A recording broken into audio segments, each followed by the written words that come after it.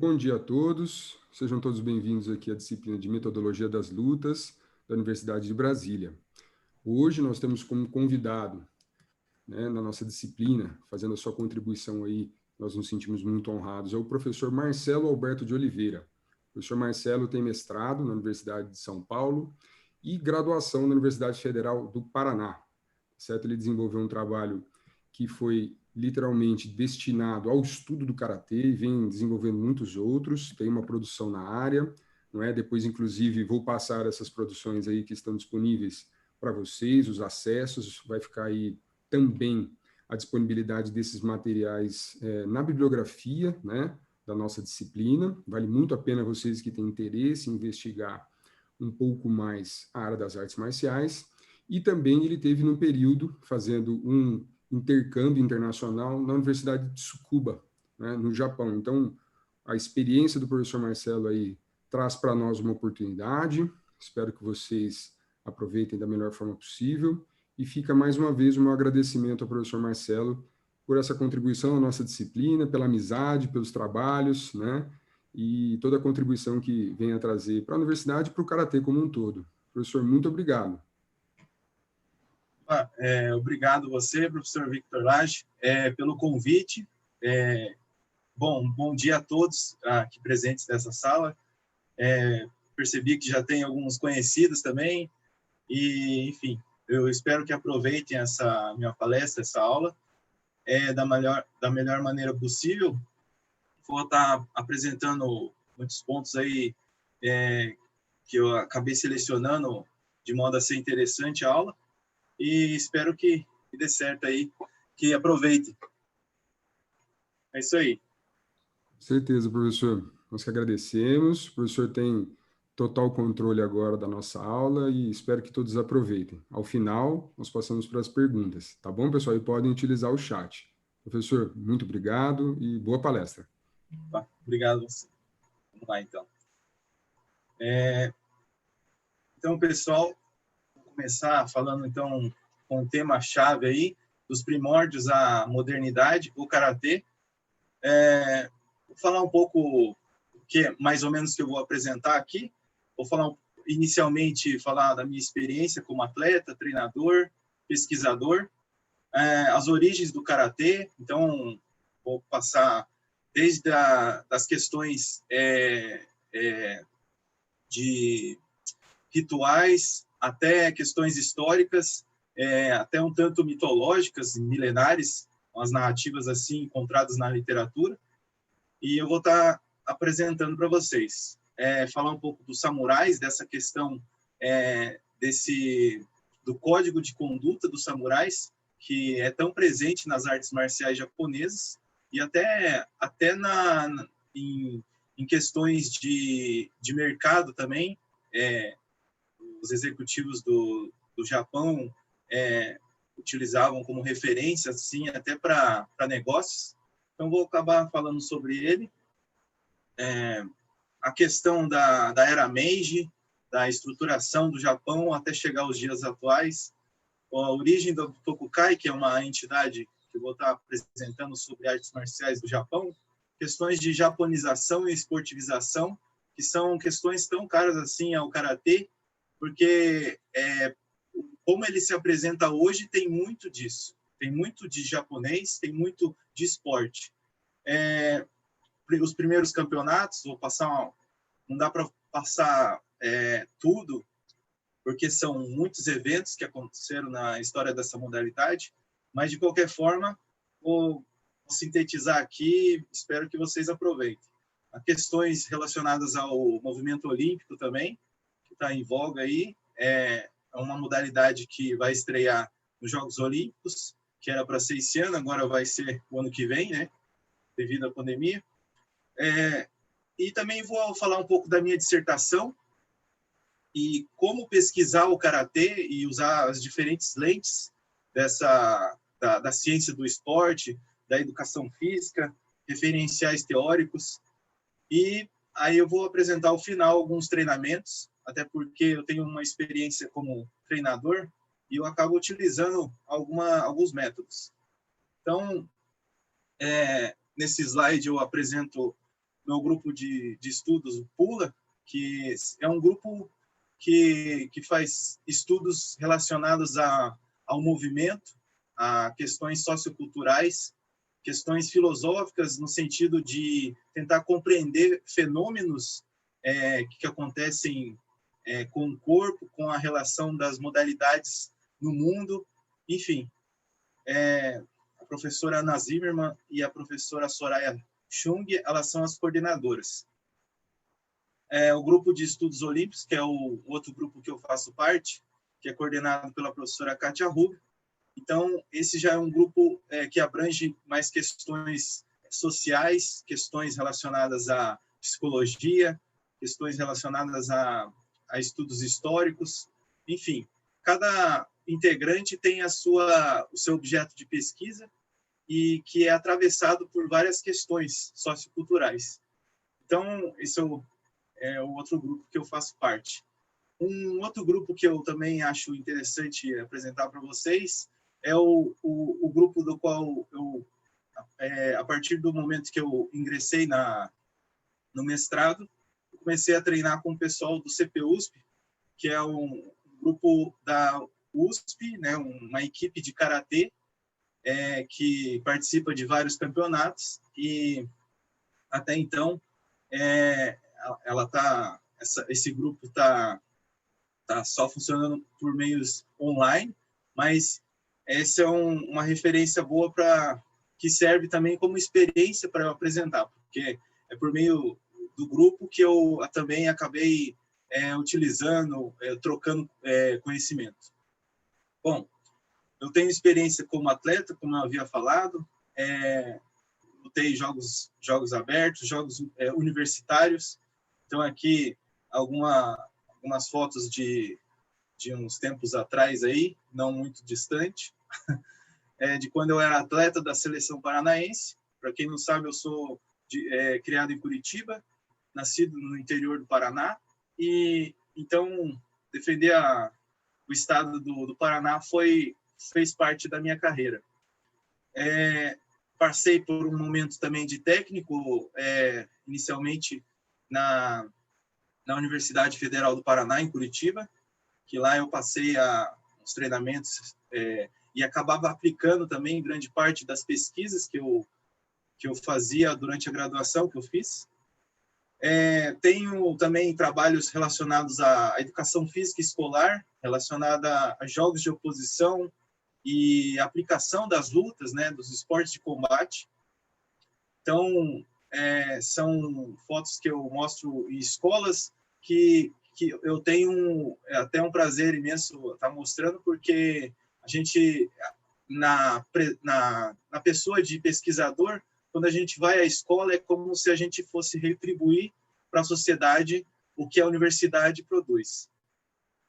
Então, aqui umas fotos de alguns professores que fizeram parte da minha carreira e são referências, e algumas fotos dos eventos que eu fui. O professor apontou que eu fui ao Japão, fiz um curso também relacionado a esportes e desenvolvimento através da paz. Enfim, foram essas experiências. Alguns trabalhos,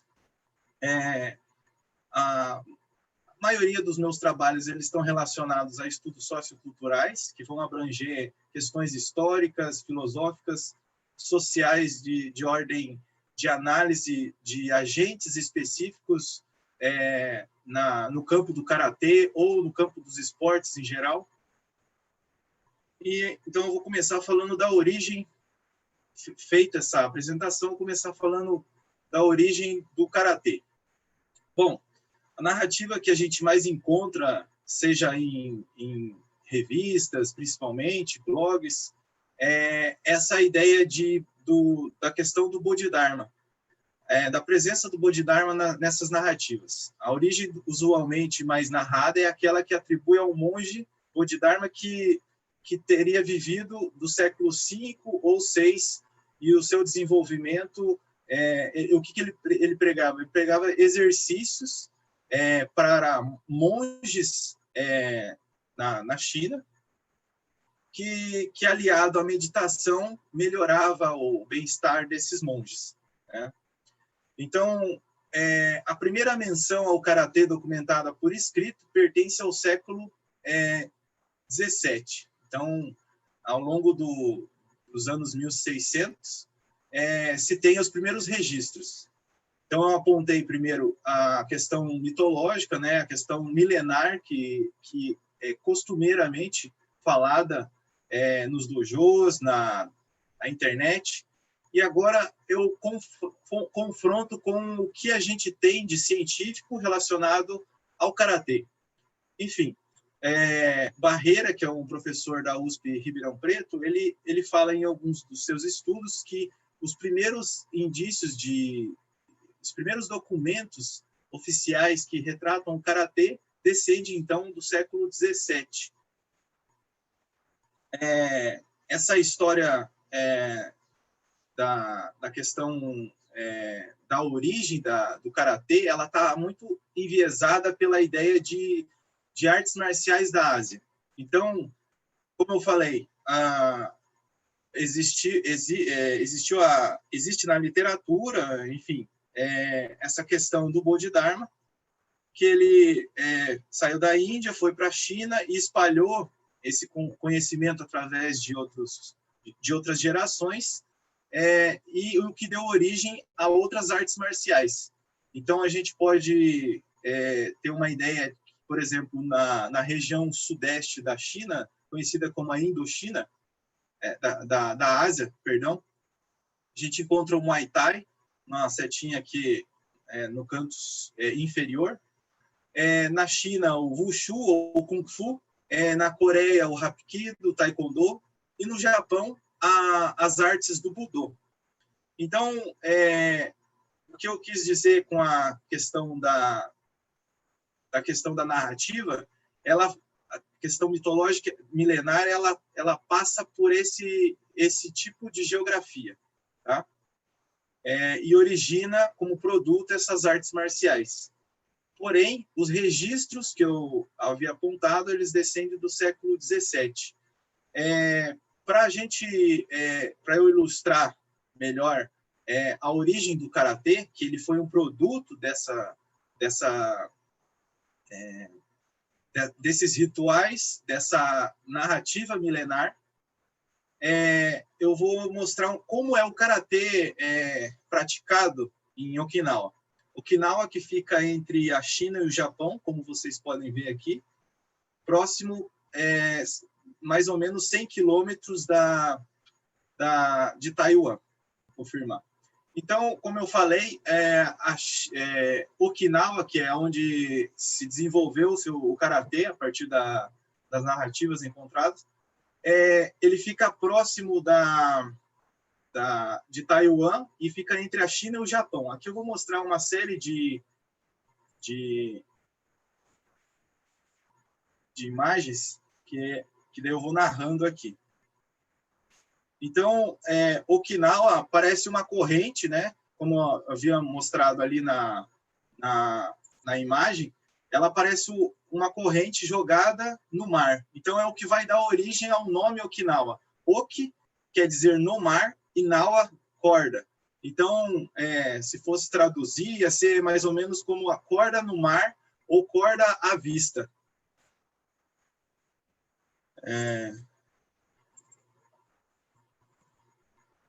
Então, é um conjunto de ilhas, né? Cerca de 80 ilhas, conhecida também como o Havaí japonês, por causa do clima.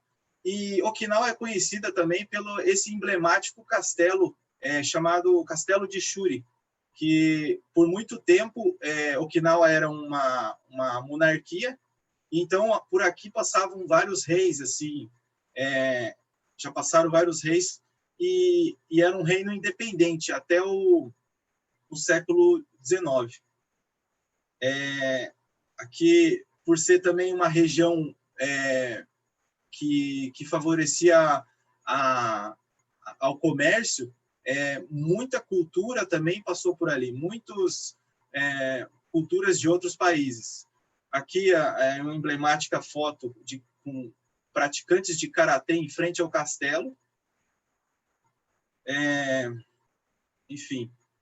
Okinawa também é conhecido por ser um povo hospitaleiro, por ter uma cultura peculiar, sofre, de certa forma, uma marginalização perante o japonês de Tóquio e região, por causa da cultura diferente. Aqui é um retrato da sua arte, que é o exemplo da dança Eisá.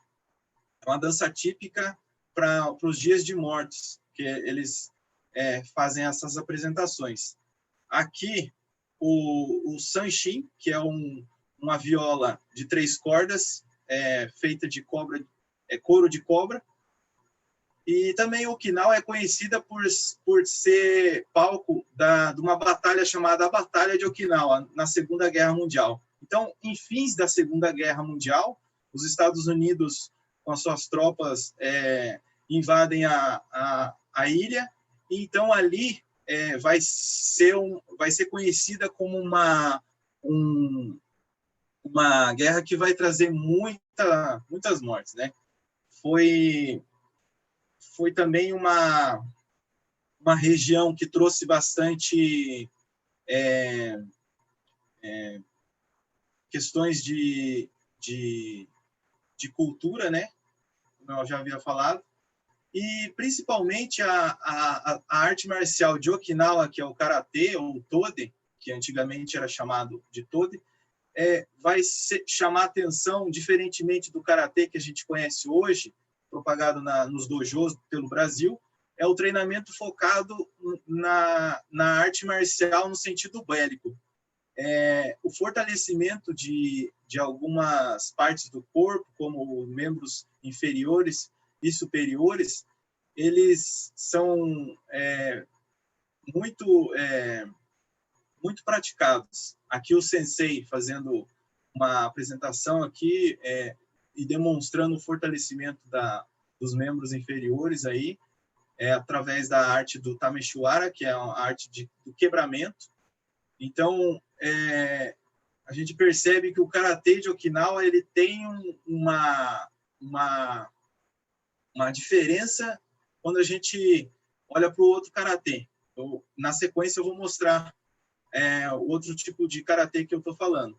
Então, aqui o sensei demonstrando, sensei é um mestre, ele demonstrando o kata, que é uma luta imaginária.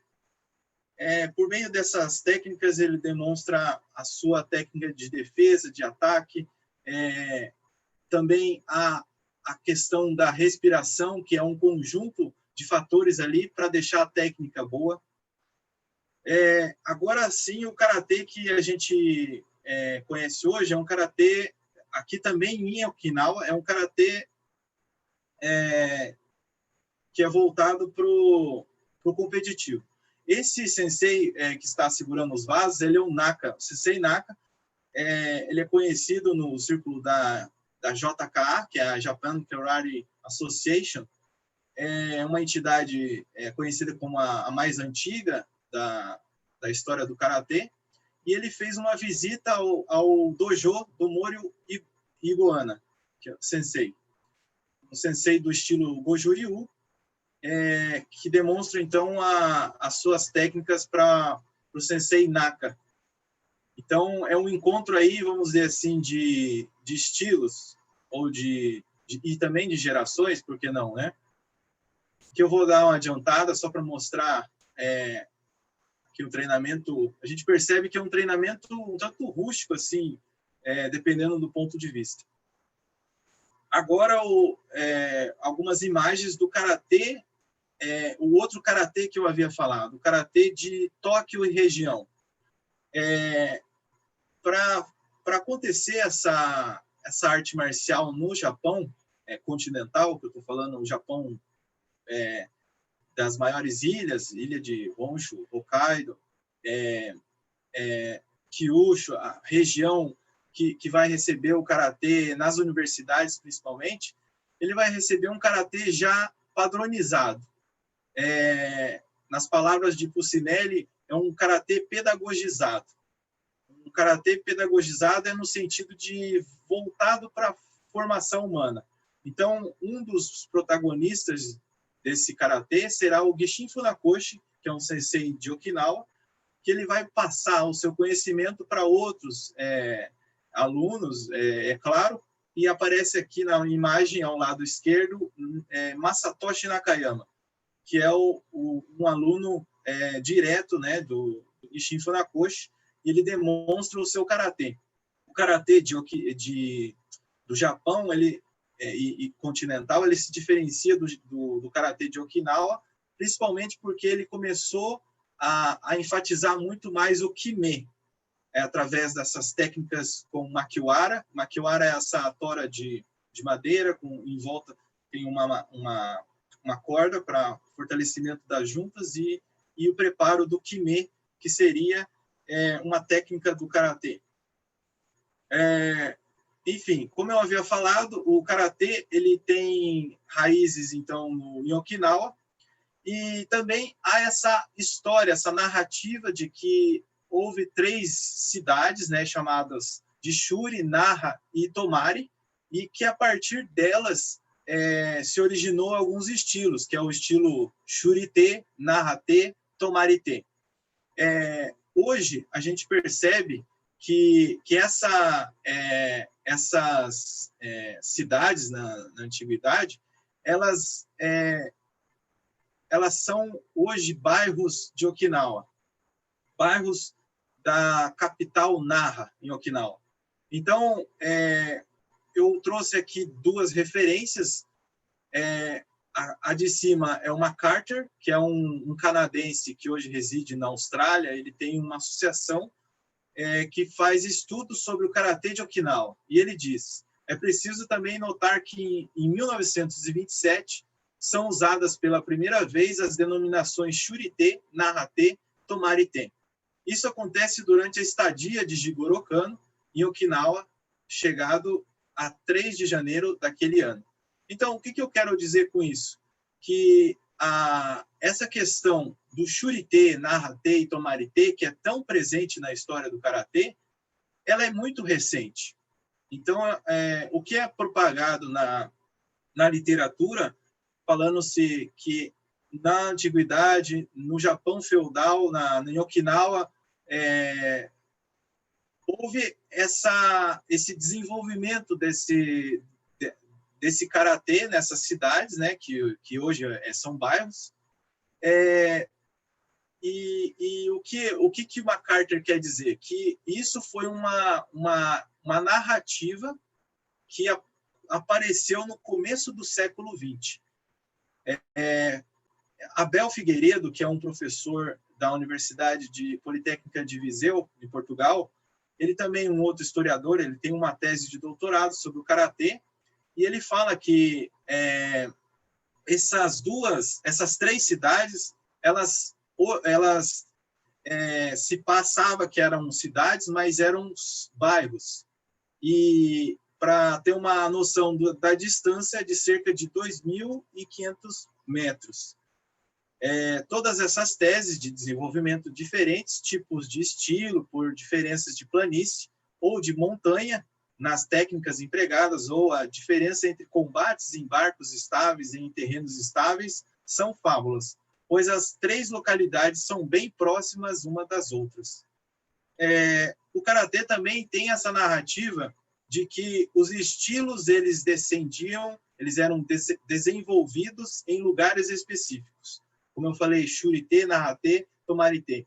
E não raro também eram norteados por lugares específicos, como Figueiredo apontou, como barcos. Era um karatê, existe a narrativa de que alguns estilos foram forjados em barcos, em treinamentos em barcos, em treinamentos num campo específico. E isso, para Figueiredo, ele diz ali que são fábulas. Então, são narrativas que ao serem investigadas a fundo, se provaram que tinham um fundo de verdade, mas esse fundo de verdade ele era muito enviesado por questões de interesses de agentes específicos que estavam querendo fortalecer, né, implementar o karatê no Japão. Então, essas narrativas elas aparecem e esses estudiosos hoje veem que eram, então, à luz de Eric Hobsbawm, tradições inventadas. Bom, como Barreira apontou, no século XVII,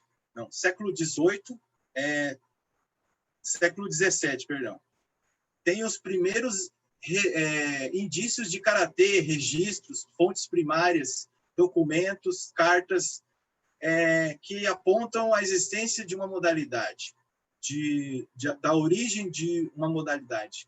Então, pensando nisso, eu resgatei, então, fiz uma revisão histórica a partir do século XVII, então, que vai de 1603 a 1867, para ver o que acontecia no Japão e o que acontecia também em Okinawa. Eu acabei fazendo um levantamento que, nesse período em específico, o Japão estava fechado para o mundo.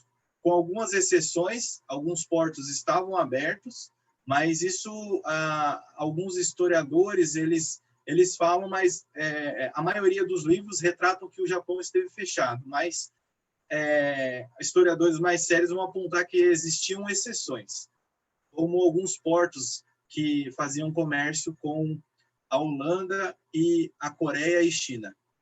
Enfim, o que eu quero dizer com isso? Que nesse período, então, o karatê ele se floresceu, né? Se desenvolveu. E o que acontecia no Japão, para contextualizar isso tudo? Um florescimento cultural. Um Japão fechado, teoricamente, mas na prática não, que favoreceu o crescimento da pintura, das artes marciais em si e de outras artes. O budismo, o confucionismo e o shintoísmo também se desenvolveram com mais efervescência nesse período. O Bushido também nasce nesse período. Ele não nasce, mas ele se desenvolve muito mais do que as gerações anteriores.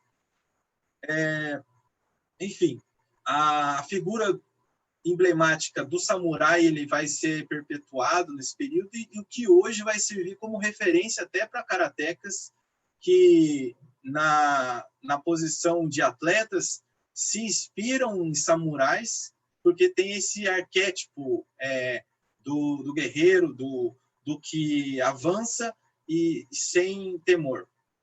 Enfim, a criação do código de ética que eu falei é o Bushido, que é proveniente desse grupo específico, samurais.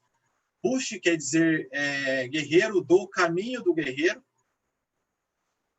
Aqui alguns samurais do período Edo.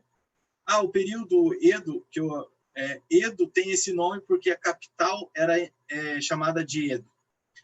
E também esse período é conhecido como o período Tokugawa, que é em homenagem ao Shogun, que é uma espécie de general feudal. Aqui algumas pinturas. Nesse período vai se originar essas duas obras, o Hagakure e o livro do Musashi, Cinco Anéis. Ao final desse período, vai começar então a Era Meiji. A Era Meiji ela vai desenvolver, vai aparecer a partir do incentivo do imperador, principalmente, depois que o Shogun é desempossado, acaba ocorrendo a restauração Meiji, né, que alguns historiadores falam, porque antigamente tinha imperador no poder, mas depois foi tirado, entraram os shoguns, depois foi restaurado. Por isso, restauração Meiji, que o imperador volta ao poder. O Budo ele vai aparecer nesse final do período Edo, sobretudo na segunda metade do século XIX. Aqui a Butokukai, que é a casa das artes marciais japonesas. Esse aqui já aqui quando entrada dos norte-americanos no Japão. Mas, enfim, eu vou mostrar as modalidades em si. Sumô, karatê, judô e aido. Essas são cenas desse primeira parte do século XX. Então, o que vai acontecer é essa ideia das artes marciais japonesas. Elas vão beber muito vão tentar resgatar, muito incentivada pelo imperador, das questões relacionadas ao código de conduta dos samurais. Isso vai influenciar esse terreno. E assim, a partir do século XX, sobretudo na primeira parte, Gishin Funakoshi, que eu havia falado lá no vídeo anterior, ele vai ser um dos principais protagonistas nessa introdução do karatê de Okinawa no Japão continental. Mas ele precisou fazer algumas adaptações. Ele mudou o caractere de Tode, que eu falei, mãos vazias, que é karatê de mãos vazias, ou mãos chinesas, e ele muda depois de 1930 e passa a ser karatê-do, que é o caminho das mãos vazias, ou, nesse caso aqui, mãos vazias, usando esses dois termos. E o do vai ser implementado também no nome.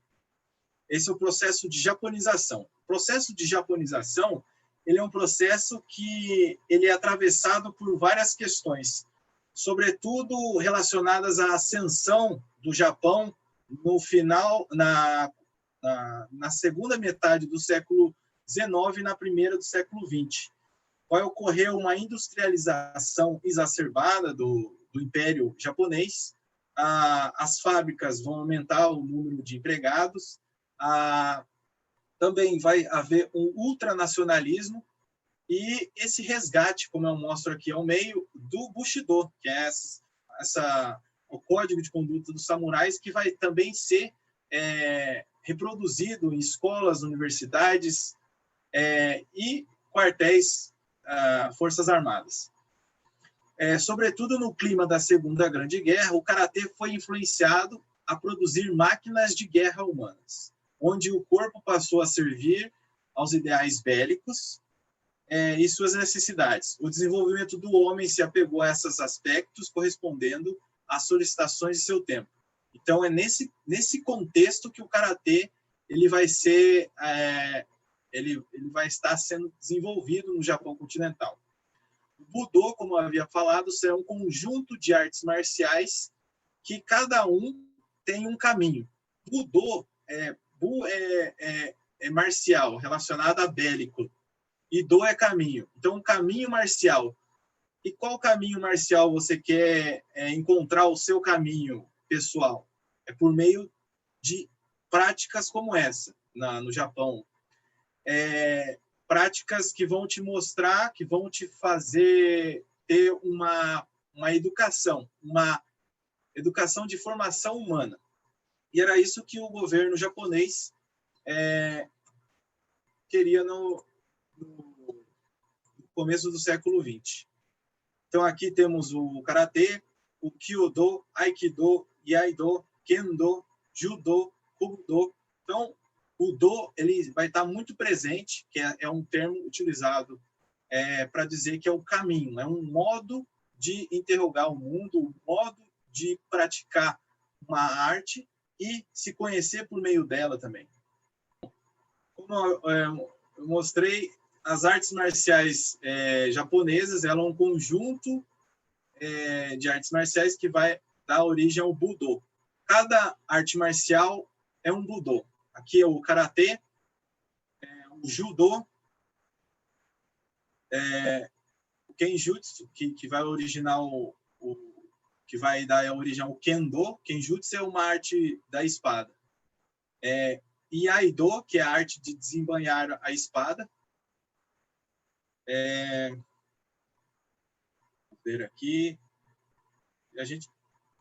Kobudo, né? Uma arte originária de Okinawa. Então, são várias artes marciais que vão ser uma forma que o governo japonês vai utilizar para formar cidadãos na época. Então, aqui já o karatê já moderno, né, esportivizado.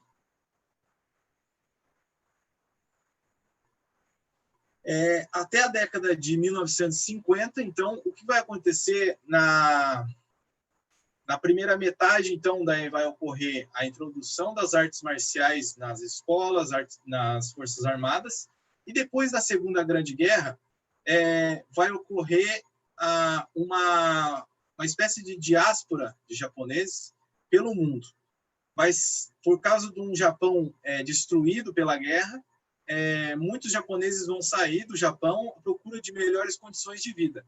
E com eles, com essa saída do Japão, né, para outros países, aí a gente vai encontrar japoneses em toda a Europa, América, e eles vão levar consigo, então, a cultura japonesa e os seus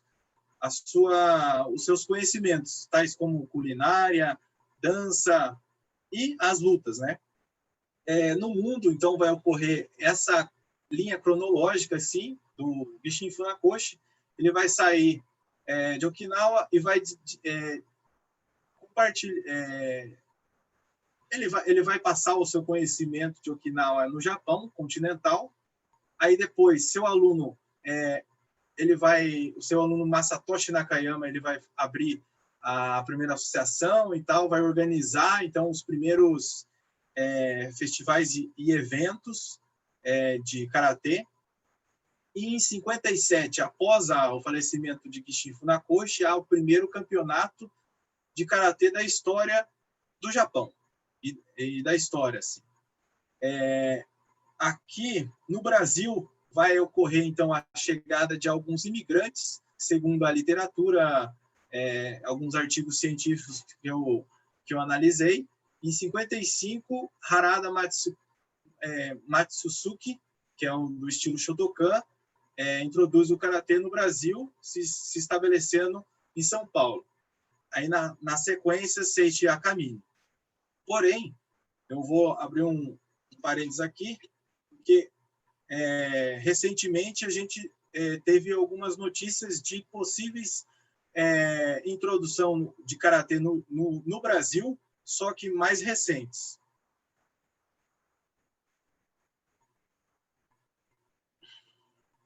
Então vamos lá.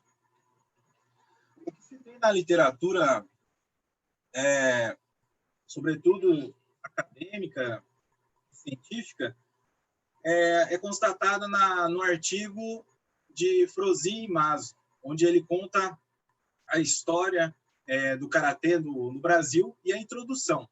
E lá diz, com a formação da colônia japonesa, a partir de 55, a primeira, então, academia de karatê da história do Brasil. No entanto, porém, há outros indícios. No blog de Andreas, é um historiador alemão, a seguinte foto foi postada no começo do ano, em fevereiro, mostrando, então, olha só aqui embaixo, em Miracatu, Brasil, nesse período aqui, de 48 a 51, essa imagem. Na sequência, em 8 de agosto de 2020, então eu estou falando de coisas muito recentes, que chegaram agora, assim, frescas, até vocês aí vão estar sabendo. No blog do Puro Karatê, de Bruno Chagas, comenta, então, que o karatê de 1951, retratado por Andreas, foi citado num vídeo postado por esse autor, que eu acho que é mais uma marca no YouTube lá, Yudish. E lá também faz essa menção a esse registro de 51. É o sensei Motoko Yabuki. Ele fez uma apresentação no ginásio conhecido aqui em São Paulo, se não me engano é o do Ibirapuera, que apresenta uma série de movimentos através dos alunos dele, simulando o kata, que seria aquela luta imaginária. Então, esse é um registro recente que apareceu nas redes sociais, sobretudo no Facebook, e está de fácil acesso também, está no YouTube. Então, em 18 de julho, né, desse ano, também, durante uma live, a Confederação Brasileira de Kendo, através de um pesquisador chamado Luiz Kobayashi, ele apresenta também um outro registro de karatê, mas agora não em 51, mais anterior ainda, em 1919. Sobretudo no estado do Mato Grosso do Sul, há um registro de uma apresentação de karatê que foi feita numa colônia de imigração de Okinawa, do Japão, né? Uma colônia japonesa, né? Mas de Okinawa. E lá ele mostra, através de um registro, isso tudo aqui foi apontado por Bruno Chagas, do blog Puro Karatê. E lá, Luiz Kobayashi, nessa apresentação para a Confederação Brasileira de Kendo, ele faz essa menção. Aqui, em roxo, é a menção de Tode, que é a antiga terminologia do karatê, que é de Okinawa. Então, Tode, o que dá para perceber? Que é um registro, né, um documento, que mostra um karatê ainda não oficializado, não institucionalizado e mais ainda interessante, em terras brasileiras. Na mesma matéria do Bruno Chagas, um outro internauta fala sobre a introdução do karatê no Amazonas. Então, aqui, já uma outra questão relacionada à imigração no Brasil japonesa, que aconteceu em 1929. Então, um outro registro. Enfim, com relação a essas pesquisas, esses registros, o que eu posso dizer é que são indícios, né, merecem ser analisados com calma, e que é plausível ao trabalho desses agentes, né, em compartilhar esse tipo de conhecimento, que é interessante, mas precisa-se de mais estudos, e até porque na literatura não se tem registro, não se tem artigos científicos que relatam esse tipo de informação. Então, o que seria interessante? Um grupo de pesquisadores fazer essa análise e documentar isso e passar, e assim tornar oficial. Mas é interessante, bem interessante esse trabalho deles. Bom, continuando a cronologia do karatê, falamos do começo da década de 50, agora a década de 60, no mundo vai ocorrer as primeiras fundações de organizações mundiais. Então, ali a gente vê organizações na Europa nascendo de karatê, em outros lugares do mundo. Vai chegar também um grupo de karatecas do Japão, é claro, que vai fazer uma série de treinamentos. Vão começar timidamente em garagens de casa, lugares improvisados, que eles se reúnem para treinar e, ao mesmo tempo, eles se organizar para falar de outras questões também relacionadas à colônia japonesa. E nessa coisa não planejada que o karatê vai se constituindo enquanto modalidade no Brasil, né, nesse período, década de 60. No mundo, aí, na década de 70, há o primeiro campeonato mundial de karatê. O Brasil não participa, mas participa no segundo campeonato, que aconteceu em 72. E então, o sensei Watanabe, que hoje ele representa a ITKF, né, no Brasil, que é a tradicional, karatê tradicional, ele vai ser o pioneiro nessa questão de títulos para trazer para o Brasil a partir de campeonatos, né, de karatê. Então, ele é o primeiro brasileiro a conseguir um título tão expressivo assim para a modalidade no Brasil. Takedo Okuda Sensei vai chegar também nesse período, na década de 70. Vai ocorrer aqui também os primeiros campeonatos no Brasil. E, com o passar do tempo, na década de 80, vai vir também a questão da produção cinematográfica, influenciando muitos praticantes a se matricularem em academias de karatê e de outras artes marciais. As mulheres vão participar dos campeonatos de karatê somente em 1985. Então, aí um ganho de representatividade para esse grupo.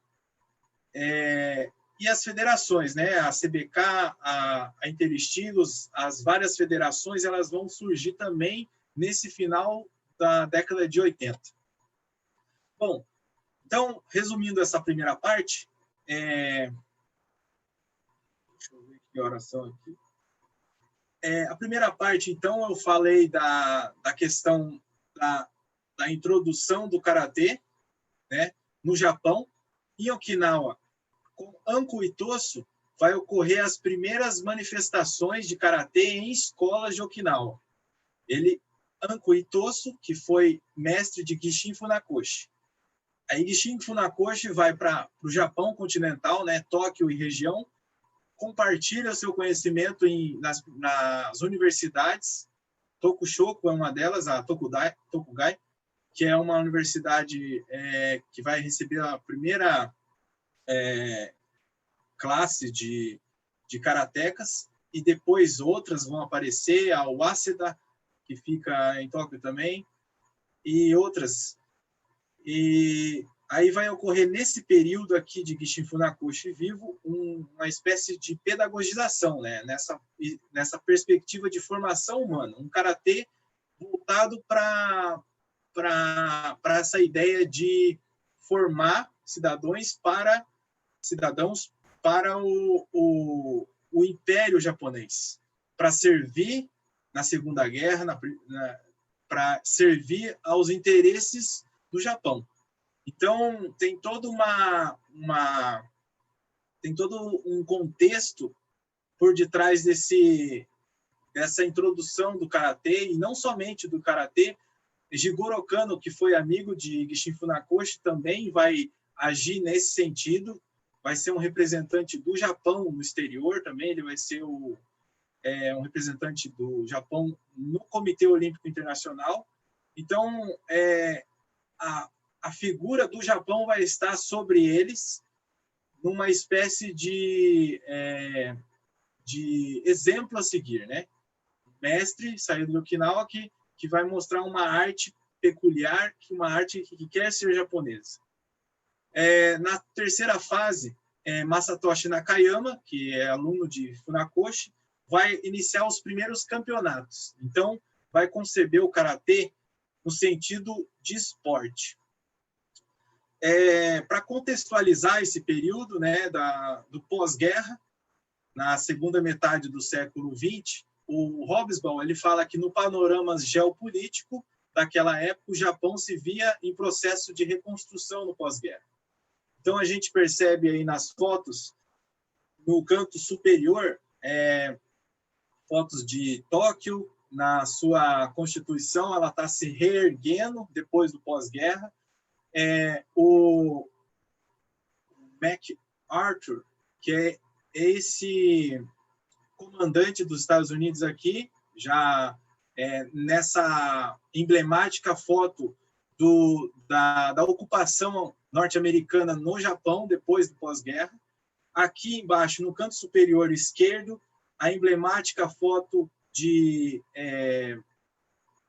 do término da guerra, né, da Segunda Guerra Mundial, depois das bombas de Hiroshima e Nagasaki. Do lado direito, aqui inferior, o monumento de Hiroshima e Nagasaki lá atrás, que vai representar esse término da Segunda Guerra, né? Que todos aí já devem ter ouvido falar no ensino médio, enfim, por fora aí. Então, o processo de esportivização não vai ocorrer somente com o karatê, mas outras artes marciais vai também ter sentido, como kendo, judô. Aqui, só para ilustrar, um documento que foi cedido gentilmente pelo professor Guido Orozco para mim. Ele foi o ex-médico da seleção brasileira. Ele acabou por participar do primeiro campeonato mundial de karatê. Aqui um registro que ele me passou, que é referente a uma matéria de um jornal alemão, retratando o primeiro campeonato mundial de karatê, que ocorreu em Tóquio. Na primeira edição, ocorreu as eliminatórias individuais num ginásio em Osaka, no Japão, e as finais com as equipes ocorreram em Tóquio, na Budokan. Budokan, que é o ginásio das artes marciais, foi construído em 64, os Jogos Olímpicos de 64, para receber o judô. Então, o primeiro campeonato mundial também foi feito na Budokan. Esse número 44 do lado esquerdo é o Guido Orozco, que é o sensei que forneceu esses documentos para mim. Do lado direito, ele lutando contra um japonês. Aqui as chaves, a primeira em Osaka, que é a primeira fase, e a segunda em Tóquio. Beleza. Primeiro campeonato mundial de karatê, que aconteceu em Tóquio, como eu havia falado. Tóquio e Osaka, né? Aqui já no segundo campeonato de karatê, que ocorreu em Paris, em 1972. Nesse campeonato, Watanabe foi campeão mundial, que é o sensei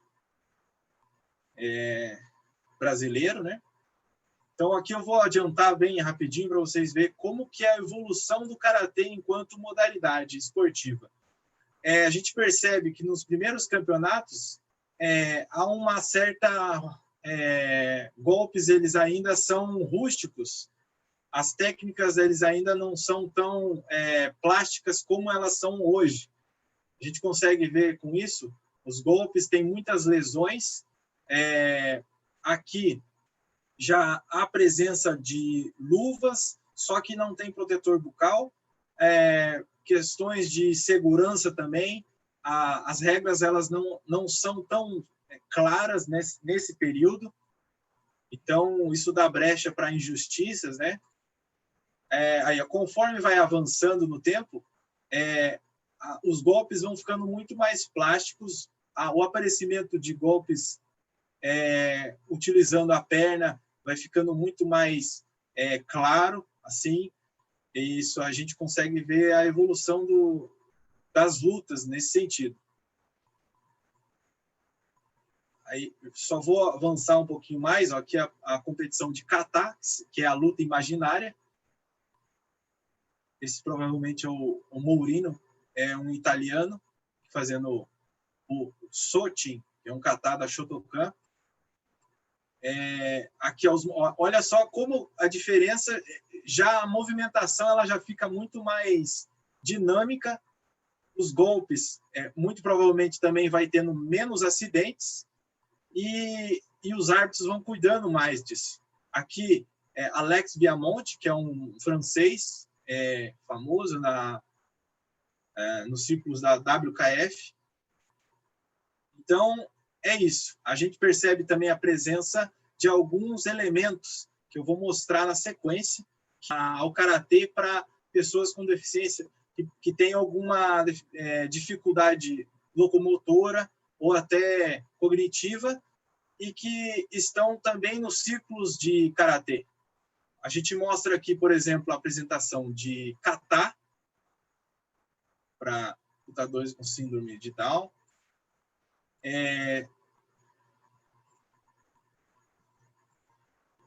Isso. Temos aqui alguma deficiência visual também, né? Eu vou tentar achar aqui os atletas cadeirantes. Esse é um brasileiro mostrando, executando um kata. uma luta imaginária, e sendo avaliado pelos árbitros. Então, essa é uma modalidade então que ela está abraçando outros grupos também. Então, a gente consegue ver a evolução do karatê, antes, sem luvas, ainda com um tatame, não se tinha uma presença de tatame, era geralmente um tablado ou chão de ginásio mesmo, de esporte, duro, como se fosse aquele chão de futsal. Na sequência, há uma evolução drástica em questões de regras e regulamento, a implementação de artefatos, materiais e acessórios de segurança, como luvas, protetor genital, protetor para os pés, e também uma questão mercadológica por detrás disso tudo.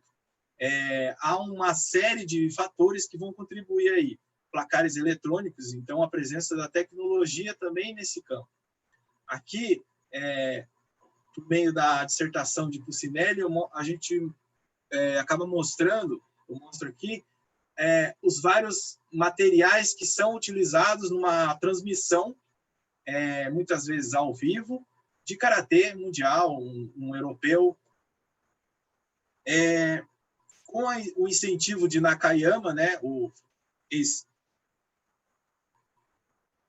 aluno de Funakoshi. Deixa eu tomar uma água aqui. O karatê se esportiviza e alguns fenômenos aparecem. Podemos apontar a importância, então, da valorização de atributos que no Ocidente são bem vistos, como a estética, só que isso acaba desvalorizando as sensações que podem ser sentidas a partir de movimentos e golpes. Eu vou falar mais detalhes do que eu quero dizer com isso. Bom, com a implementação, essa esportivização do karatê, a utilização de espelhos para estar monitorando a posição dos pés, dos braços, para competição, para alto rendimento, ela foi gritante. Porque antes de Gishin Funakoshi, a utilização de espelhos, já na geração de Funakoshi não se tinha espelhos.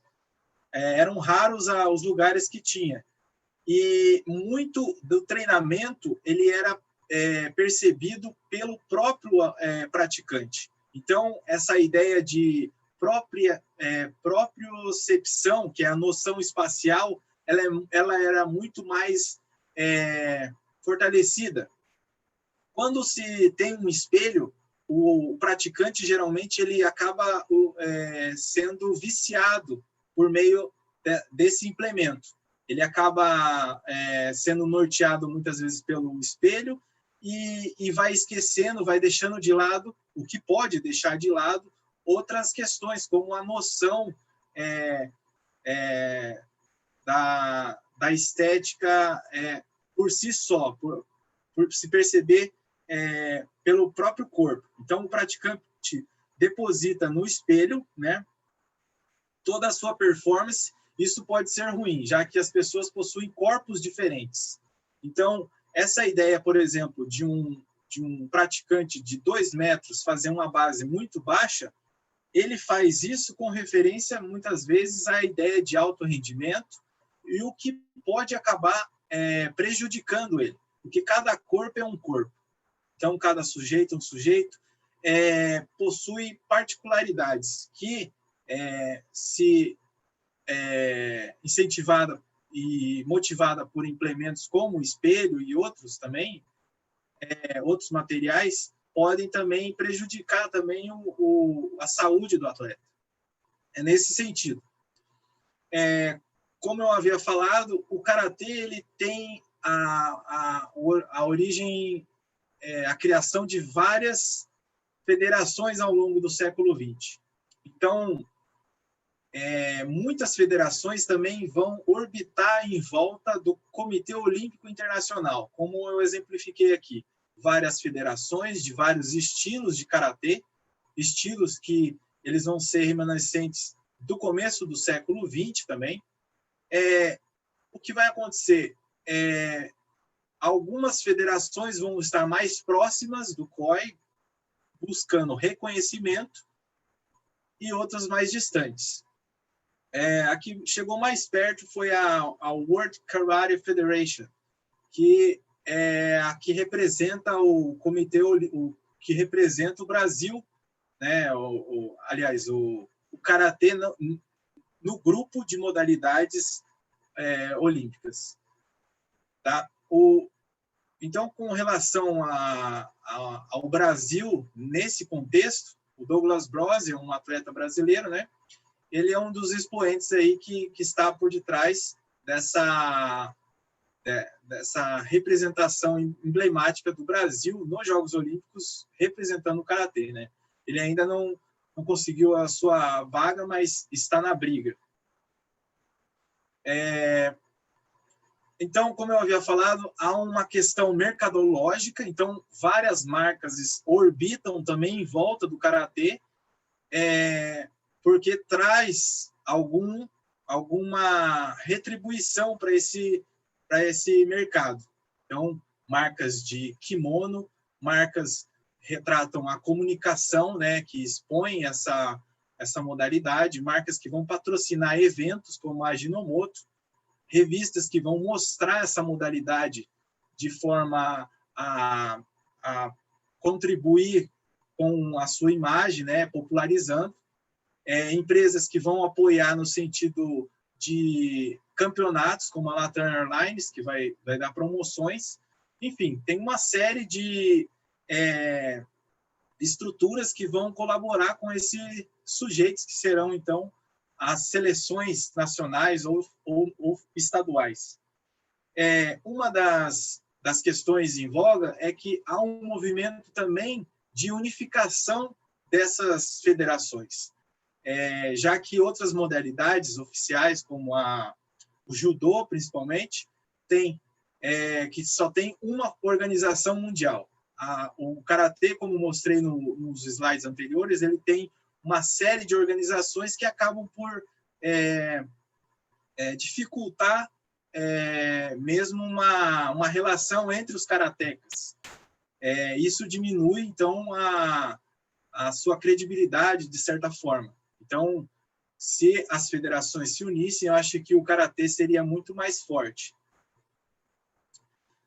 Com relação às políticas públicas voltadas para o karatê, vindas do antigo Ministério do Esporte, que hoje é uma secretaria, esse estudo feito pela Inteligência Esportiva, que é um instituto da UFPR, que é a Federal do Paraná, fez um levantamento do Bolsa Atleta e, ao longo dos anos que esse Bolsa Atleta existe, e repassa esse dinheiro para o karatê.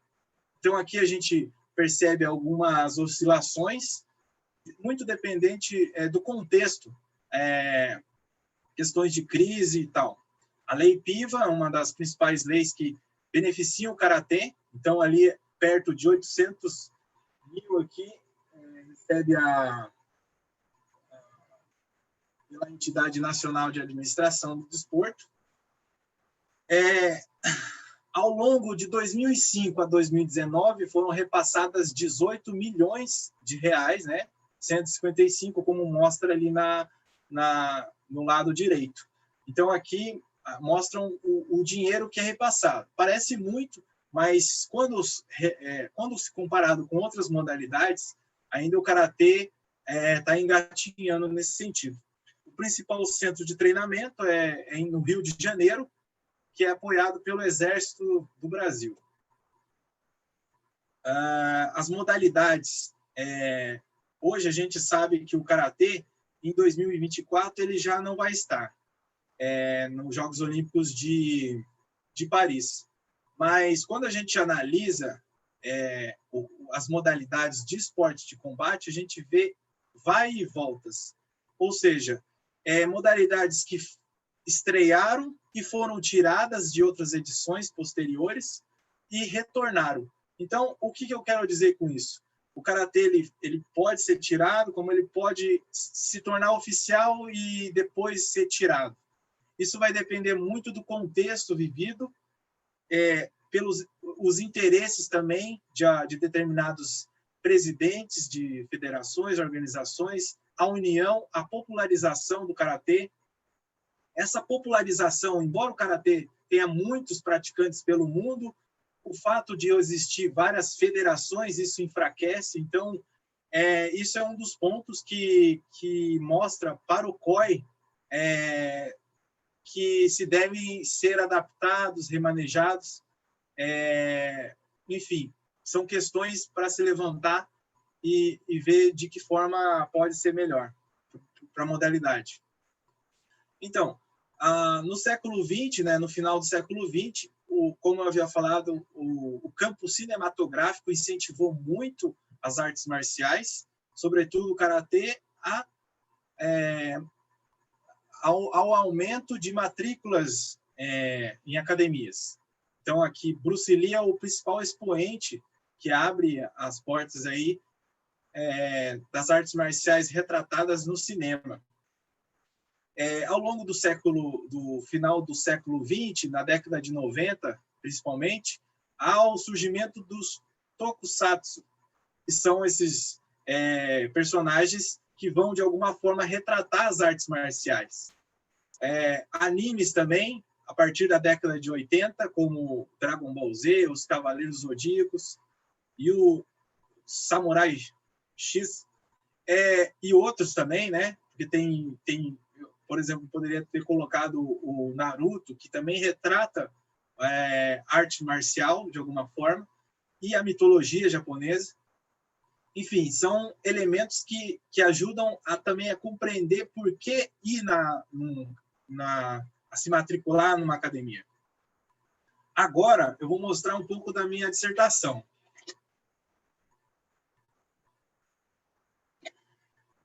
Eu vejo que, nossa, já passamos bastante tempo aqui, mas vou tentar não alongar muito. Eu fiz a minha dissertação com a orientadora Ana Cristina Zimmermann, na Escola de Educação Física.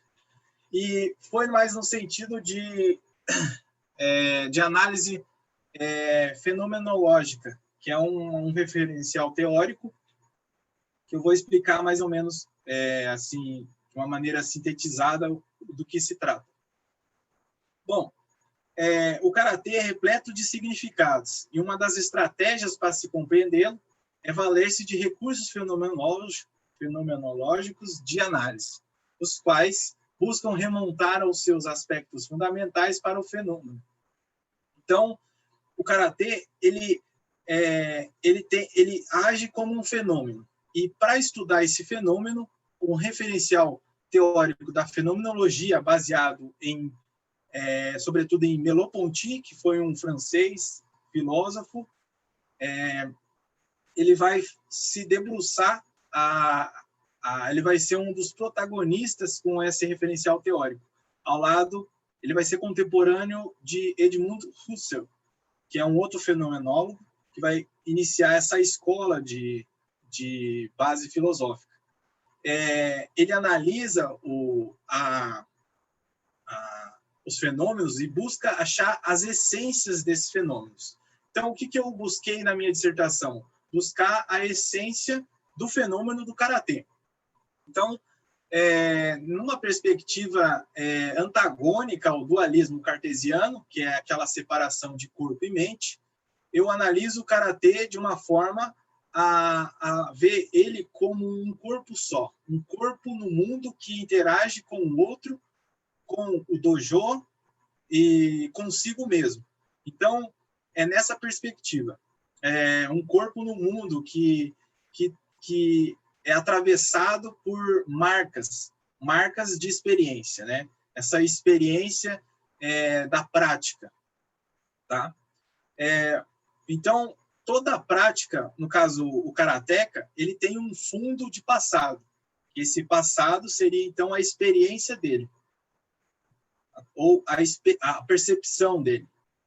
O sentido da prática, então, que aparece no presente. Então, essa ideia de presente, passado, futuro, de temporal, é muito presente nessa análise. Uma prática, ela se revela no presente, mas ela precisa dessa percepção apoiada no passado. por exemplo, um karateca, quando ele se interage com o outro, ele busca essa interação através de um fundo de passado. Ele tem uma experiência ali. Ele se tornou faixa preta, ele sabe, ele é marcado por conhecimento. E o outro colega, pode ser o Kohai ou o Gohai, né? Dependendo se é mais velho ou mais novo, também faz essa interação. E tem também esse potencial. O corpo é a prática, e a prática é o karatê. Então, o corpo interage no mundo como o karatê. Então, através desses gestos, e aqui a gente vai entender esses gestos como intencionalidade. Através de uma intencionalidade, ele apresenta um produto. Esse produto é o karatê. Então, aqui ele faz a gente emblematicamente mostra uma técnica de karatê que representa um ataque ou uma defesa. Então, aqui eu coloco como corpo, como experiência, né, o passado revelado no presente. Bom, segundo Merleau-Ponty, quando o ser humano se depara com algo que se apresenta diante de sua consciência, primeiro nota e percebe esse objeto, em total harmonia com a sua forma, a partir de sua consciência perceptiva. Após perceber o objeto, este entra na sua consciência e passa a ser um fenômeno. Então, essa consciência que a gente fala, eu tenho consciência. Então, para Merleau-Ponty seria o ato, a intencionalidade. Tá? Então, por exemplo, olhando essa foto desse atleta venezuelano chamado Antônio Dias, ele competiu no Mundial, ele está fazendo um kata e executando um kiai. O kiai é o grito do karatê. Nessa imagem, a gente pode fazer uma análise fenomenológica. Por exemplo, a consciência para a fenomenologia é ato, isto é, ação. Então, a consciência para o Antônio Dias é esse ato dele, é mostrar que ele está batendo em alguém, que ele está executando um bloqueio, que ele está fazendo algo. Então, ele está interagindo com quem? Com o espaço. Então, é uma representação. A partir do momento que estamos em contato com um determinado objeto, há uma consciência ali. Então, Antônio Dias ele faz uma interação com o espaço ao redor dele. Nesse caso, agora, se ele estivesse na frente lutando com um adversário, que eu vou mostrar na sequência, é um outro caso. O sentido da prática está ligado ao ato que esta está sendo feito. Então, esse ato cheio de intencionalidade, um ato que demonstra que está executando um bloqueio de se defendendo de um suposto ataque. A gente nunca observa um objeto inteiramente, de frente, de costas. Por exemplo, a gente observa a imagem, mas a gente não consegue ver totalmente o Antônio Dias. A gente não consegue ver as costas dele, o que tem atrás dele. Então, é como o Antônio Dias como ele se apresenta para a gente, que é o que vai mostrar esse fenômeno. O fenômeno do karatê, que é representado na figura de Antônio Dias, é imbuído de muita expressão, muita forma. É um movimento que ele faz que representa a consciência dele, o fundo de passado dele. Tá? À medida que eu percebo, eu inicio determinado comportamento, o kiai. Né? Um som, por exemplo, quando ele aparece do nada, a gente percebe o som, se vira, fica atento, mesmo que a gente desconheça que o som é esse. Então, para Merleau-Ponty, essa ideia, por exemplo, do som, se, por exemplo, tivesse uma pessoa próxima da quadra de Antônio Dias e ouvisse o kiai dele, mas não soubesse o que era aquele som, era isso. Essa consciência, né? Esse ato de você responder a estímulos. É como se uma criança recém-nascida, ela fosse descobrindo o espaço ao seu redor. Essa percepção do espaço, ela tem muito de ato, de intencionalidade, né? Ou seja, uma interação que pode ser que é representada através de um fenômeno, no caso o karatê aqui, ou no caso de uma exploração de um espaço. Tá. A gente não consegue perceber o golpe inteiro para depois contra-atacar. Eu contra-ataco na menção do golpe, porque não dá tempo. Nessa imagem, por exemplo, a atleta que está de costas, ela não sabia que a atleta iria dar um chute nela. Ela simplesmente percebeu, então ela viu a intencionalidade da outra garota, então ela interagiu com essa outra garota. Ela fez um diálogo. Então as duas estão em diálogo ali. E nesse diálogo aparece o karatê. Então é nessa intencionalidade, seja da atleta de costas ou daquela que está chutando, que se mostra o karatê. Porque se isso não estivesse emblemático, a gente não saberia se seria um karatê, por exemplo. O karatê, ele aparece com contexto, né? Segundo Merleau-Ponty, a gente age a partir de contornos, a partir de formas, pois nunca elas vão ser inteiramente o objeto. Então, essa forma apresentada neste momento, nesse presente, que se configura como um fenômeno, o karatê. Como a gente identifica uma pessoa, vemos o rosto, é como eu falei, a gente vai ligando alguns pontos, mas nunca é um movimento completo. A gente nunca consegue prever, por exemplo, um chute chegando no nosso rosto. A gente só percebe e interage com ele. Por ser tão rápido, né? Com a intenção de percebê-lo, o ser humano intui algo sobre ele, imagina-o em toda a sua plenitude e será capaz de perceber o que ele realmente é. Dessa forma, o conhecimento do fenômeno é gerado em torno do próprio fenômeno. Então, aí se materializa então como karatê. Espero que tenham entendido, alguns devem ter dormido nessa parte, mas ok, já estou terminando. A tradição do karatê, que eu também trabalhei na minha dissertação, ela foi bastante interessante para se explorar, porque por meio dessas intencionalidades representadas pelos karatecas, né, que o karatê ele se manifesta através do espaço, né?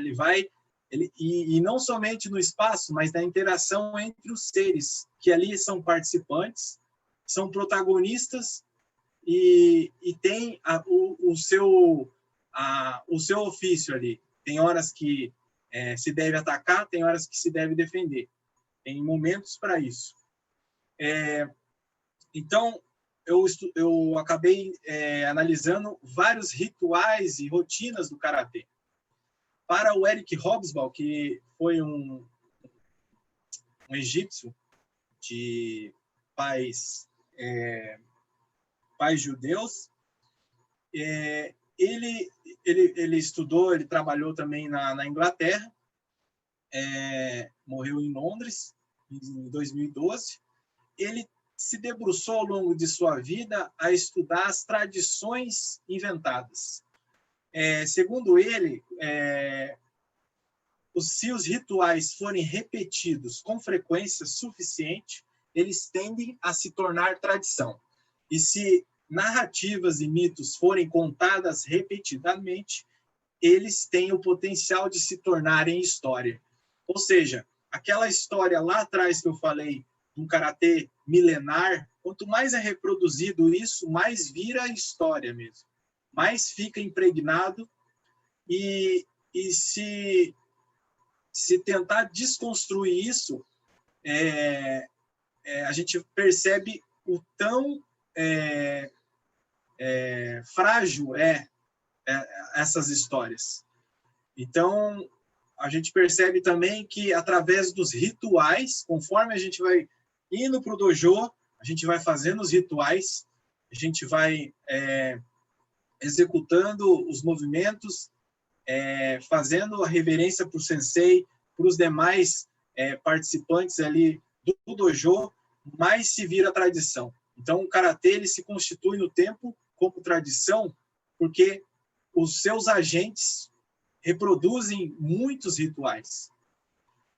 O treino repetição, como eu falei, através da repetição dos movimentos, que o karatê tem muito, isso pode ser também uma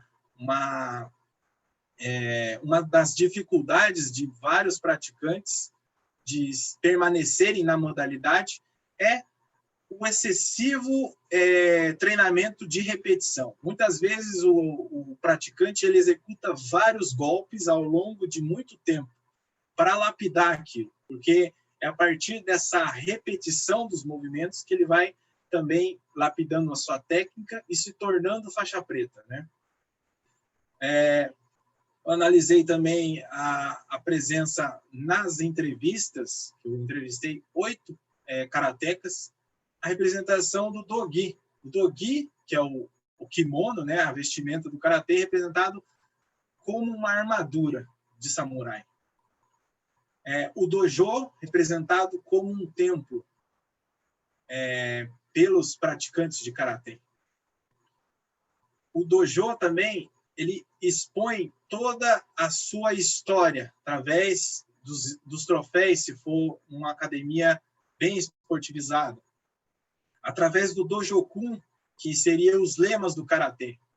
O karateka ele se forma a partir desses lemas também, o que ficou na narrativa desses entrevistados. É o que também vai se configurar no campo esportivo. O respeito, o fair play pelo seu adversário também se percebe nas narrativas dos entrevistados que eu conheci.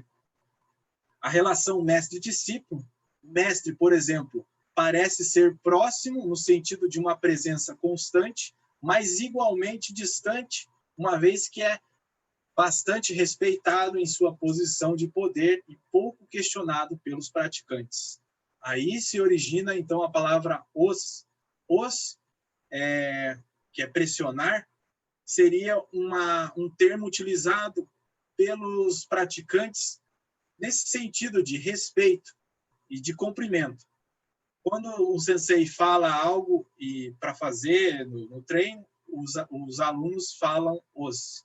E é nesse respeito que algumas vezes é distante, porque ele é uma figura importante perante os pares, e é próxima porque ele sempre está ali. Ele está ali quando você precisar. É um mestre. A questão do autoconhecimento, segundo o Lage, que é o professor aí de vocês, a prática do karatê é experiência calcada no dia a dia para se poder sentir, perceber e aprender. Então, essa prática é experiência. É o que o Merleau-Ponty fala, que a experiência, né, que é retratada pelo passado, o fundo de passado, ele se materializa na forma de intencionalidade, e essa intencionalidade que vai desabrochar o fenômeno do karatê, né? Ele vai se fazer karatê nesse presente. O que é ser karateca também foi abordado nas narrativas. Em uma sociedade que valoriza a competição, a eficácia da luta não estaria mais centrada na autopreservação, mas em atacar o outro. Então, uma perspectiva até um tanto capitalista, né, e agressiva, parece que a competição ela traz isso, uma carga, é um produto do Ocidente. Se antes o adversário era evitado, agora ele é procurado. Então, o karatê de Okinawa ele foi forjado para evitar o confronto, mas quando ocorrido o confronto era para matar. Hoje, o karatê ele é forjado para buscar o ponto. Então, agora é para procurar o adversário. Você procura ele, caça ele no Koto, que é a área de competição, e é uma outra perspectiva. Mas também o karateka, ele pode também buscar a si mesmo. Ele não precisa buscar o outro no campo esportivo, mas no treinamento, como retrata ali do lado direito com o senhor praticando karatê. Ele já tem um outro objetivo com o karatê, não é atacar o outro, mas vencer os seus próprios limites. Então, as motivações são várias e uma delas é que treinar é importante. Então, sempre treinar. Agora eu vou apresentar um pouco. Eu sei que eu estou passando o horário. Nossa, eu já passei bastante. Como estamos de tempo aí, professor? Essa aula ela tem a duração até meio-dia, mas você fica à vontade de apresentar os materiais que você programou, obviamente, né? E a gente está aqui aproveitando ao máximo aquilo que a gente está tendo em aula, viu? Certo. Bom, eu vou continuar então. Vou tentar ser um pouquinho mais breve. Obrigado aí, eu vou voltar. Nós que agradecemos. Certo. Bom, agora eu vou apresentar os meios para se pesquisar o karatê, as linhas de pesquisa. Eu me utilizei aqui das áreas de concentração da Escola de Educação Física e Esporte da USP, que é encontrado também no site dessa instituição, que por sinal é onde eu me tornei mestre pela escola, pela EFEUSP, que é a sigla. Há duas áreas de concentração para investigar vários fenômenos, no caso do karatê, ou outros fenômenos até relacionados a questões teóricas, que seriam os estudos socioculturais, e, por outro lado, a gente pode analisar, por meio das lentes da educação física e esporte, por meio de estudos biodinâmicos, que seriam aqueles da hard science, da educação física, que seriam as áreas de biomecânica, fisiologia do exercício, nutrição, e, por outro lado, daí as soft science, que seriam aquelas mais teóricas e qualitativas. Bom, vamos começar pelo o que eu já trabalhei bastante há algum tempo, vou tentar sintetizar. A gente pode olhar para o karatê como se fosse uma esfera, daquela forma como eu apresento aqui, rodeado por várias lentes. Essas lentes seriam vários métodos e campos que a gente pode explorar o karatê. Uma dessas lentes seria através da sociologia do esporte. Eu trabalhei um bom tempo com sociologia do esporte, principalmente durante a graduação. Eu fiz alguma iniciação científica.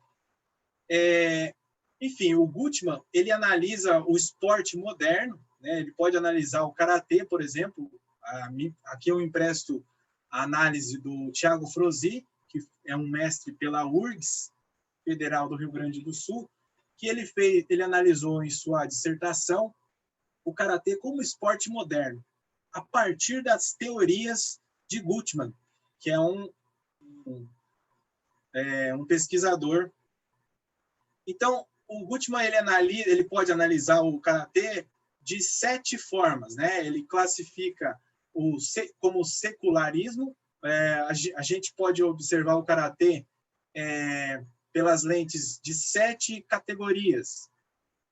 O secularismo seria uma arte marcial que pode sim ou pode não ser secular, ou seja, ser oposta ao sagrado. Isto é, que foi quebrada a ligação que se tinha na era da Grécia Antiga. Ou seja, o secularismo ele pode ser um fenômeno recente e secular, como já dá entender que é de século, é presente, é mais contemporâneo, que é oposto à questão de sagrado, no sentido de remeter ao passado muito distante, milenar.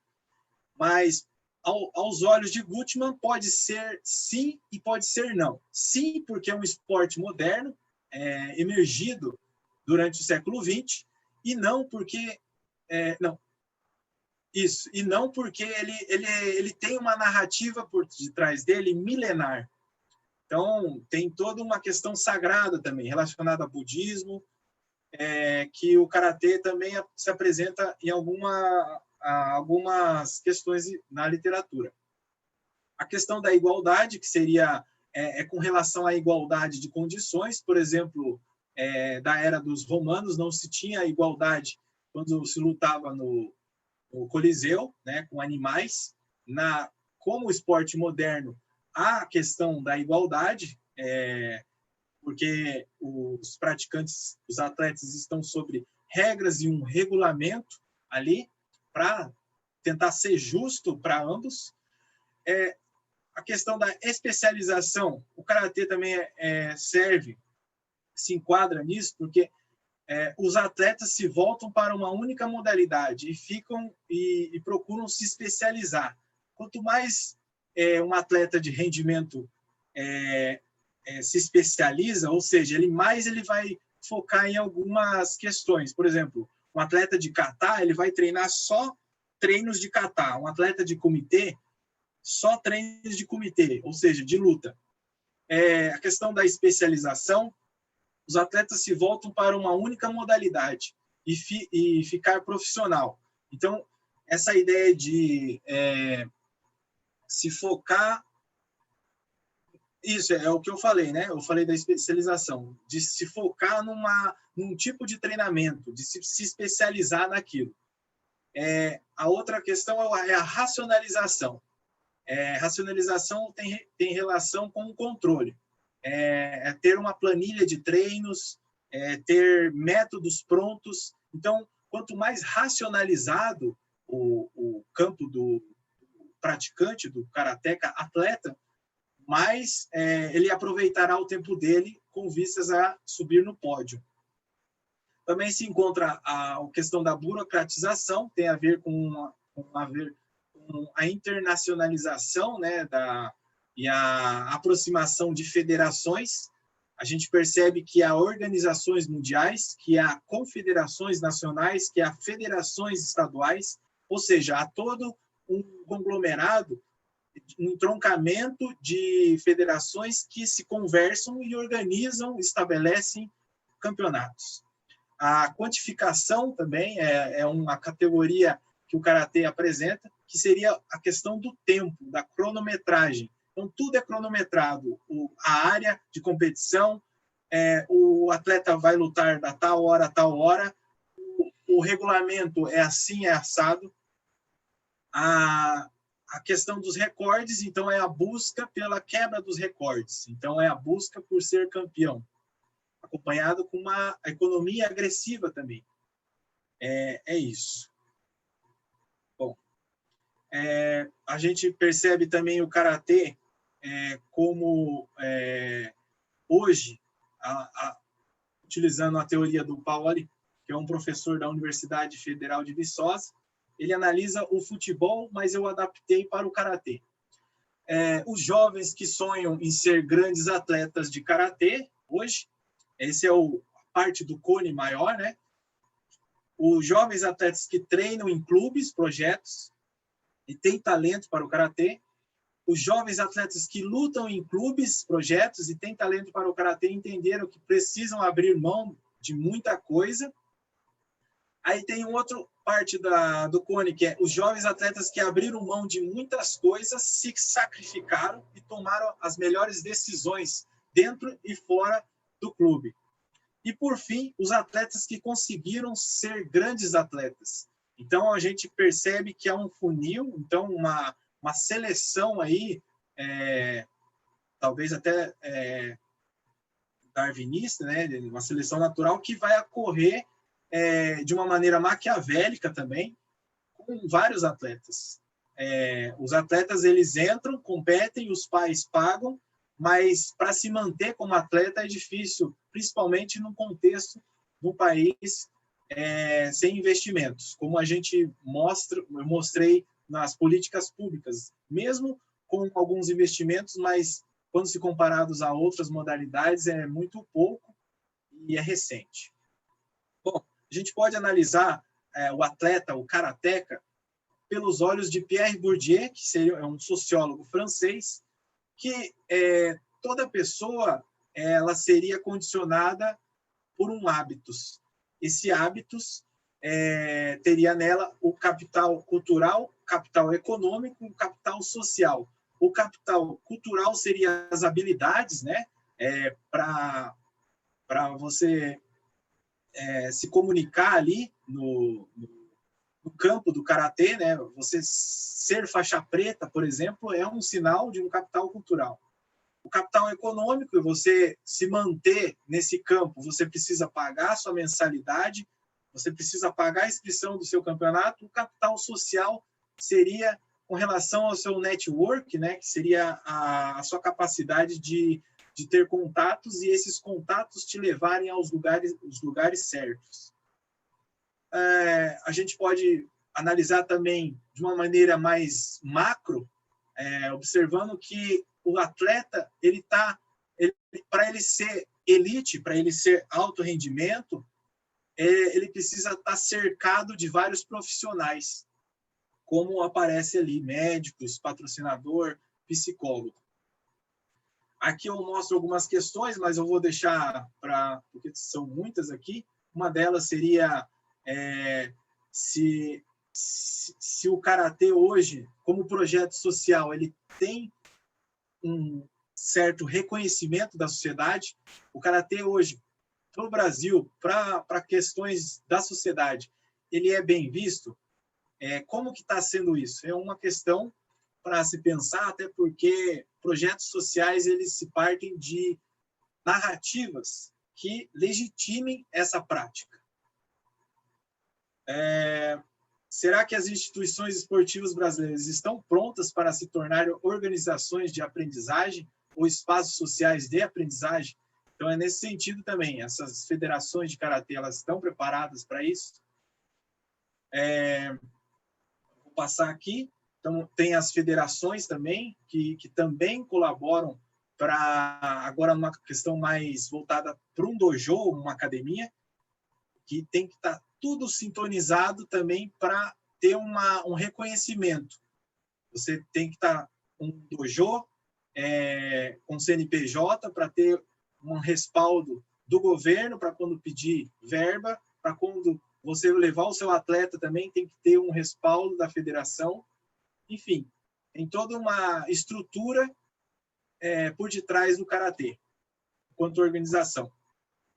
Aqui, olhando com os olhos de Norbert Elias, que foi um grande estudioso dos processos de esportivização, a gente percebe o antes, com sem equipamentos de segurança, e o depois. Agora eu lembrei que eu já fiz essa análise, mas partiu-se desse teórico.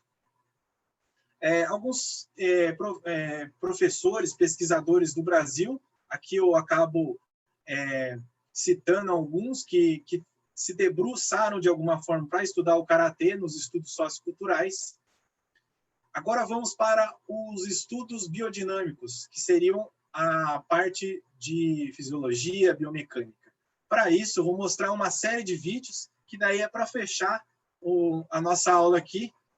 Eu utilizo alguns tipos de treinamento do karatê. Aqui a gente percebe um atleta da Letônia, ele faz um trabalho, o atleta da Letônia é o de vermelho, ele faz um trabalho de pliometria. Isso é muito utilizado no treinamento do karatê, principalmente para trabalhar vários grupamentos musculares. Aqui uma pliometria acompanhada com técnicas de karatê, para trabalhar explosão de movimentos dos membros inferiores e superiores.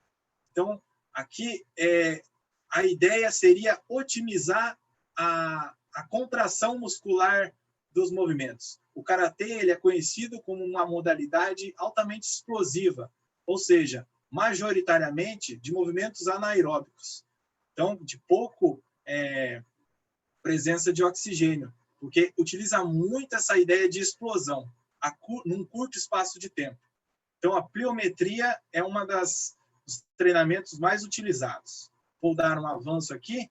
Aqui, questões relacionadas à cognição, à ação e reação dos adversários, dos atletas, também é utilizado. Aqui um material do Douglas Bros, foi passado pelo Ariel, que é o preparador físico da Confederação Brasileira de Karatê. Ele me passou gentilmente esse vídeo. Aqui alguns trabalhos da seleção brasileira de Karatê, utilizando também o trabalho do desequilíbrio motor aqui para trabalhar grupamentos musculares que são pouco utilizados quando no karatê, numa competição. Então, visa principalmente o fortalecimento dos joelhos, né? Não do joelho, mas da musculatura que fortalece as terminações do joelho. Aqui o Diego Matos, da JK, né, Brasil, ele é de Salvador, atleta da seleção, utilizando também um trabalho para fortalecimento do joelho ali e utilizando também a questão do desequilíbrio para mostrar também essa ideia de fortalecimento dos membros inferiores. Aqui a pliometria, já com esse atleta da Grécia, de novo. William Quirino, que é um atleta da seleção da CBK, também faz trabalho de pliometria com explosão e acompanhado com esse levantamento supino, sempre nessa perspectiva de explosão de movimento. Essa ideia de um curto espaço de tempo você fazer um movimento que vai te proporcionar um condicionamento melhor das fibras musculares. Aqui o Cabral, que é um atleta da seleção de karatê tradicional, utilizando também os movimentos. Esse técnico do Kuwait, ele também mostrando agora voltado para o treinamento de kata. Então, há todo um tipo de treinamento para determinados tipos de exercícios, como, por exemplo, para o kata, há determinados treinamentos, há específicos treinamentos para ele. Para o comitê também há separado. Alguns serão a mesma coisa, o mesmo exercício para fortalecimento e aumento da resistência e aumento da explosão, mas com um foco diferente. O kata, o treinamento de kata, ele é mais voltado para você observa mais a contração do atleta com mais efervescência. Aqui a fisioterapeuta Giovana Santiago, ela demonstra através dos vídeos alguns exercícios também voltados para o karatê. Atletas de karatê para evitar lesões, principalmente. Aqui um exercício para fortalecimento dos membros inferiores. Atletas também cadeirantes, como aquele atleta que eu mostrei no campeonato, esse é o Jaime. Aqui faz um acompanhamento, usa trabalhos com um colete que libera cargas elétricas. Aqui um trabalho, enfim, voltado especificamente para o karatê. Aqui o laboratório de teste de esforço da UFRJ, né, a Federal do Rio de Janeiro, já para fazer a análise do esforço do atleta, daí com todo um aparato ali para fazer o experimento de CO2 e oxigênio e tal. Então, vai fazer toda uma análise para o alto rendimento. Aqui algumas fotos do laboratório da Kate Sato, da PUC Paraná.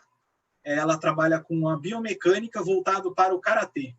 Então, esse é um outro exemplo de como a ciência do esporte pode ajudar a performance de atletas de karatê.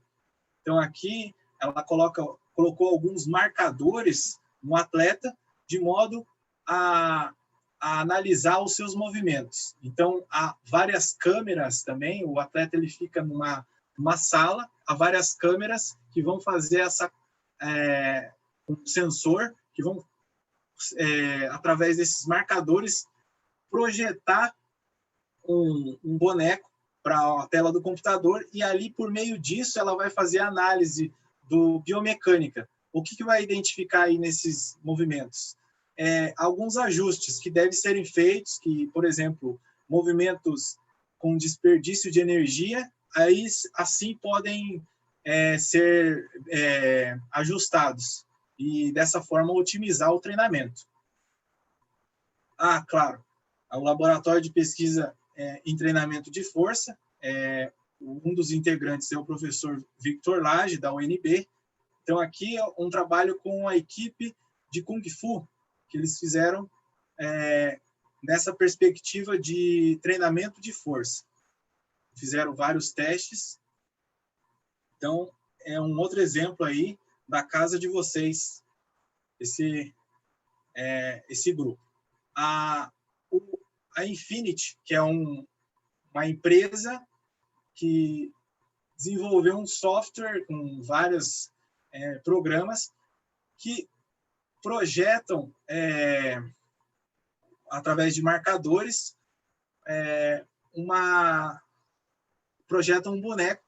Então, através de alguns equipamentos tecnológicos, essa empresa utiliza para aumentar a performance de atletas. A gente percebe aí que é uma grande ferramenta para ajudar, principalmente em tempos de pandemia, né? Você tem que ficar longe de adversários. E esse outro trabalho aqui é do professor João Bosco Pesqueiro, da Universidade Federal de São Paulo, que utiliza a coleta de saliva para analisar DNA. São analisados 4 genes, serve para a detecção de talentos, por exemplo. Esse professor ele faz um trabalho, ele analisa os DNA e, através de 4 genes, genes que vão mostrar questões de resistência, explosão, questões de força, e a partir desse resultado, dessa coleta desse atleta, dependendo da modalidade, o treinador pode utilizar, sabendo dessa carga genética, sabendo desse DNA analisado, ele pode potencializar o treinamento. Por exemplo, um atleta que tem, através da análise do DNA, ele viu que tem mais facilidade para desenvolver força. Então, o preparador físico pode ajudar nesse sentido para melhorar o rendimento desse atleta. Por outro lado, a análise desses genes do DNA pode ser feito também para direcionar crianças, né, jovens, para determinados tipos de modalidade que são mais de explosão, são mais de força, são mais de resistência.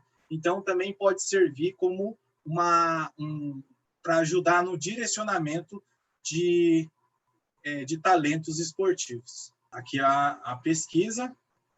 Então, tem outros trabalhos também que usam da estatística para analisar golpes de karatê, de adversários e também de atletas, que é um exemplo aqui de um artigo que faz isso. Aqui alguns referências de pesquisadores que trabalham nesse campo dos estudos biodinâmicos voltados para o karatê e para esportes de combate. A gente percebe na literatura que há uma proeminência, há muitos estudos voltados para o karatê com relação aos estudos biodinâmicos, há mais estudos biodinâmicos do que estudos socioculturais. Eles se prevalecem, sobretudo, em universidades do Sul e Sudeste.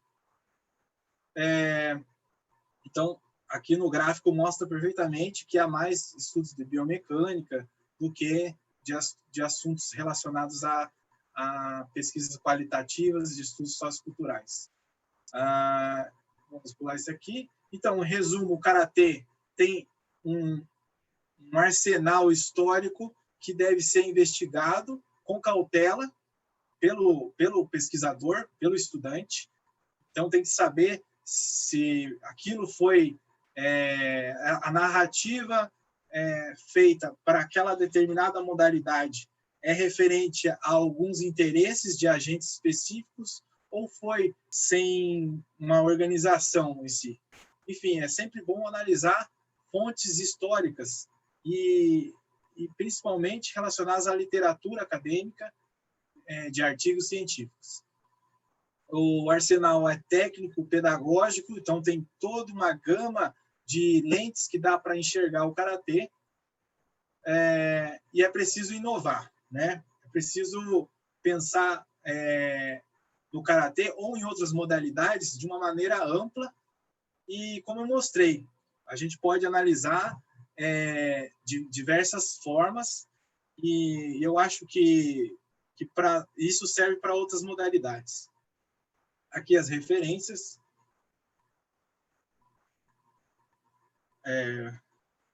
Meu grupo de estudos, meu e-mail, caso precise. E é isso aí. Professor, eu que agradeço, né? Espero que os alunos tenham aproveitado bastante. Obrigado a vocês aí.